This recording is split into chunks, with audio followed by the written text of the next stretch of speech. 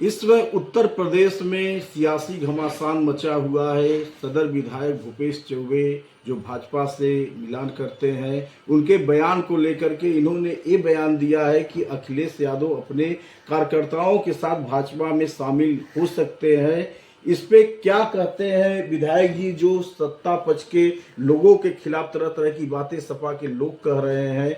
विधायक जी, अभी आपका एक वीडियो चल रहा है, कई सोशल मीडिया चल रहा है, न्यूज चैनलों पे चल रहा है कि आपने अखिलेश जी को भाजपा में आने के लिए ऑफर किया है।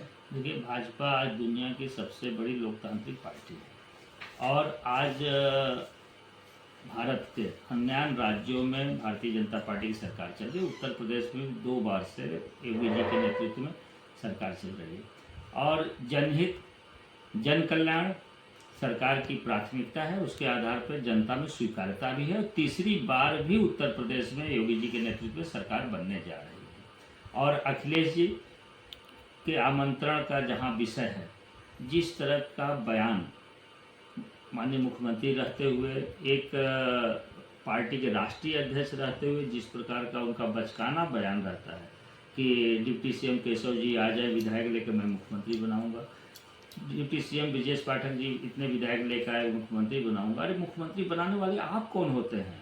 मुख्यमंत्री का शपथ महामहिम राज्यपाल कराते हैं और शपथ उसको महामहिम राज्यपाल कराते हैं जिसको जनता समर्थन देती है। जनता के रूप में अखिलेश जी आप भी एक वोट के मात्र अधिकारी हैं।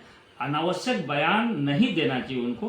अगर इतने बड़े राजनीतिक दल के राष्ट्रीय अध्यक्ष हैं, मुख्यमंत्री रहे हैं सबसे बड़े प्रदेश के, उसके बाद इस तरह का बयान, उनका बचकाना बयान है। मैं उनसे ही आग्रह करूंगा, विनम्रता पूर्वक आग्रह करूंगा कि जरा अपने पढ़े लिखे होने का उदाहरण दीजिए। एक बड़े परिवार, मुलायम सिंह यादव जैसे धरती पुत्र समाजवाद के जो पोषक रहे हैं, उनके पुत्र होने का कम से कम आप उनके राजनीतिक गुणों को अपने अंदर लाइए और बयान देने में सोचिए। आप सोचिए अखिलेश जी, हम सब तो अभी छोटे कार्यकर्ता हैं भारतीय जनता पार्टी के, और जो हमने कहा है वो उचित कहा है और भारतीय जनता पार्टी में आए, स्वागत है। राष्ट्रवाद से जुड़े और आएंगे तो एक कार्यकर्ता के रूप में हम सब लोग उनका बहुत सम्मान करेंगे। आए, राष्ट्रवाद के अलग जगह और उनकी जो क्षमता होगी उस आधार पर हमारा शीर्ष नेतृत्व उनको जरूर पद दायित्व भी देगा। इसी बयान को लेकर के जो राष्ट्रवादी के पूर्व विधायक हैं अविनाश कुशवाहा जी ने कहा कि आपका मानसिक संतुलन खराब हो चुका है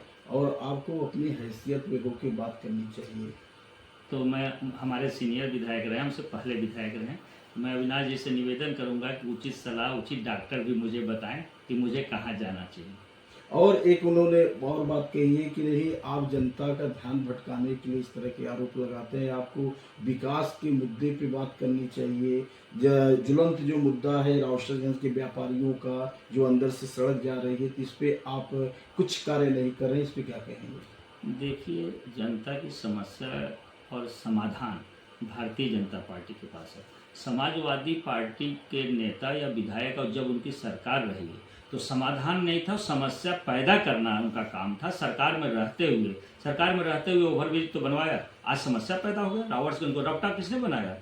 किसकी सरकार ने रपटा बनाया रावर्सगंज को? इसका जवाब देना चाहिए। और जहाँ तक व्यापारी के हित की बात है, युवाओं के रोजगार की बात है, किसानों के हित की बात है, तो भारतीय जनता पार्टी की सरकार ने ही हमेशा इन बातों का ध्यान रखा है। चाहे वह युवाओं के रोजगार में, अभी पुलिस भर्ती होने जा रही है, अभी सेल्फ अटेस्टेड किसने किया, आत्मविश्वास किसने पैदा किया, और किसानों के किसान दुर्घटना बीमा या किसानों का सम्मान निधि, चाहे उनको बीज का उपलब्धता की बात हो, चाहे गुणवत्तापूर्ण उनको सिंचाई करने की, खेती करने की व्यवस्था हो, ये भारतीय जनता पार्टी की सरकार कर रही है। और व्यापारी हित, व्यापारी संरक्षण भारतीय जनता पार्टी की सरकार में हुआ है। आप भूल गए क्या?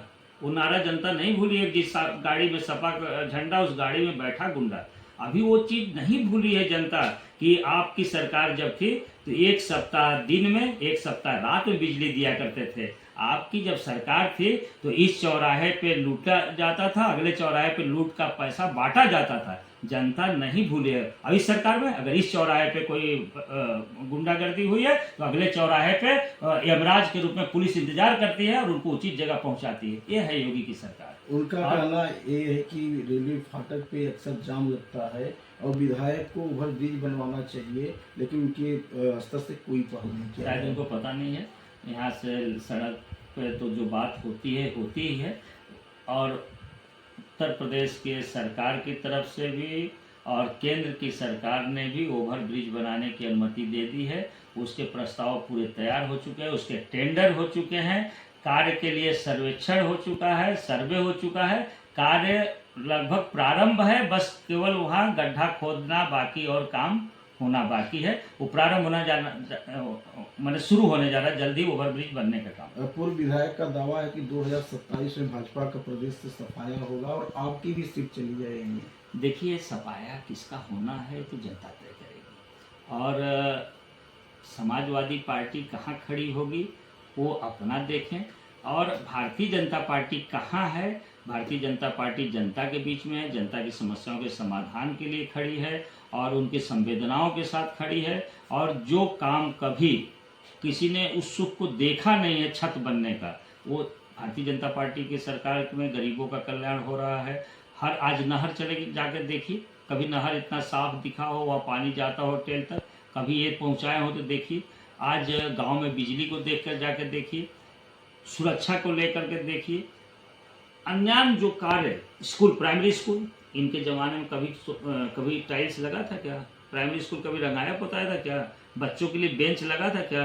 हैं, ड्रेस वही पहना दिए थे ऐसा, वो भी कि बच्चे जब निकले तो, अब हम कहना नहीं चाहते कि बच्चे हम सब लोग के सम्मान के अंदर, लेकिन बच्चों का आम सम्मान, माने एक मान सम्मान, उनके अंदर का आत्मगौरव भी पैदा होना चाहिए। इस प्रकार की व्यवस्था बनानी चाहिए।